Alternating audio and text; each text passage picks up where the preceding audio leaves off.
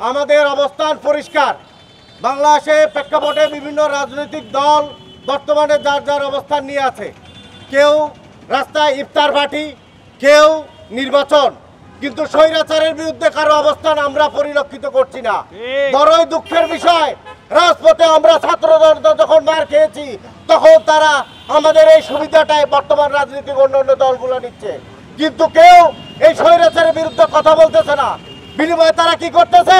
এই স্বৈরাচারকে পুনর্বাসন করার জন্য গোপনে বিভিন্ন জায়গায় বৈঠক করছে। কেন ভাই? আমাদের বন্ধু বান্ধব, আমাদের আত্মীয় স্বজন, আমাদের ভাই বেড়াদার যখন রাস্তায় রক্ত দিয়েছে, আপনারা কি এটা দেখেন নাই? তারপর ওখানে স্বৈরাচারের পক্ষে আপনারা অবস্থান নিচ্ছেন।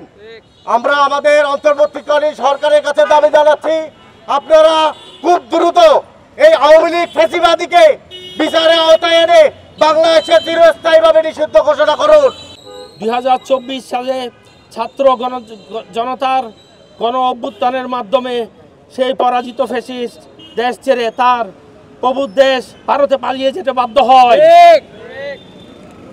কিন্তু সে পালিয়ে যাওয়ার পরও আমরা এখনো অভ্যুত্থানের সম্পূর্ণ বিজয় অর্জন করতে পারিনি। আমরা কি বিজয় অর্জন করতে পেরেছি?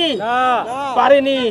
এখনো সেই ভারতে বসে বিভিন্নভাবে উস্কানি দিয়ে তার রেস্টুরেন্টকে দিয়ে দেশকে অস্থিতিশীল করার চেষ্টা করছে।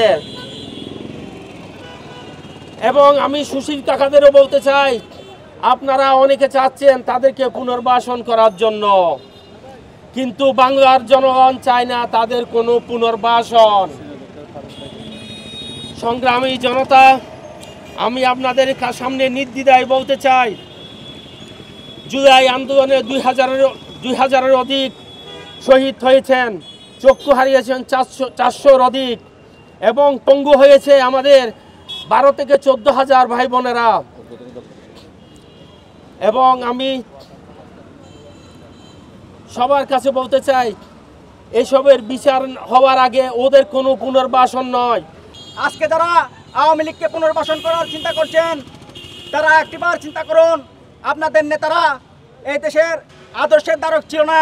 তারা যারা আওয়ামী লীগকে পুনর্বাসন করতে চায়, আমরা তাদেরকে হুঁশিয়ার বাক্য বলে দিতে চাই, এই দেশে যেভাবে আমরা 5ই আগস্ট গণ অভ্যুত্থান হয়েছিল, আবারও ছাত্র জনতা তাদের সেই ষড়যন্ত্র, সেই পুনর্বাসনের চেষ্টা রুখে দিবে, প্রতিহত করবে। ছাত্র জনতা আবারও রাজপথে নেমে আসবে।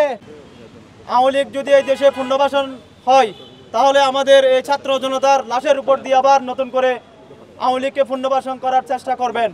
কিন্তু আমরা ছাত্র জনতা মাঠে আছি, একতা আছি, ঐক্যবদ্ধ আছি। আমরা বলতে চাই, জুলাই এখনো শেষ হয়নি, এই জুলাই চলছে এবং চলবে। আওয়ামী লীগকে যারা পুনর্বাসন করার জন্য চেষ্টা করবে, তাদেরকে ছাত্র জনতা দাঁত ভাঙার জবাব দেওয়া হবে।